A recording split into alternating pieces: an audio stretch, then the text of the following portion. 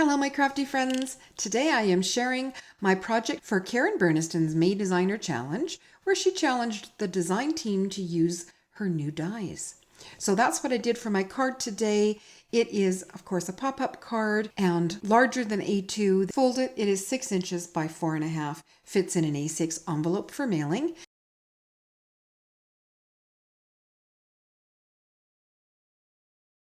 Now I used the new flaps and frames for the front of my card, as well as popping up to say. The popping up to say is from word set 4 Just a Note, and I added that to the rectangles that are from the new slim flaps and frames.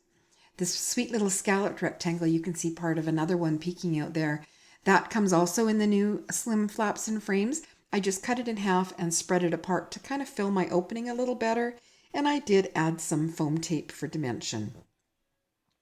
There's a heart on the front and there's a few more inside. They also come with the slim flaps and frames. I love how Karen adds hearts to so many of her die sets. So my card says, popping up to say, Happy Mother's Day. And I used the new tiny house pop-up. It is tiny. Like look at the size of those little flowers. So I used tweezers and that helped with the assembly, and I also used double-sided adhesive. But is that not cute? This die set also comes with some new technology. So the roof is a stamp and die kind of in one.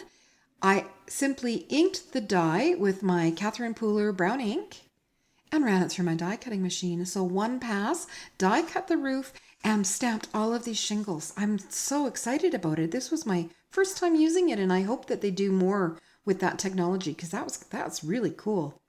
The Happy Mother's Day is part of the new release as well, and the new words that she put in this release all have their shadows, and I love that. Normally I would pop them up, and when there's a shadow it makes popping up your word dies so much easier, but because of catch points I did keep it nice and flat. So this edge of the roof and this edge, you can see they can slide, and that's how the card closes. So you got to be careful that you don't put anything here or here that would catch. More of the slim flaps and frames here. All of the different layers come included in that set. And I added some handwriting, and there'll be room to sign our name. This card is going to my mother-in-law for Mother's Day.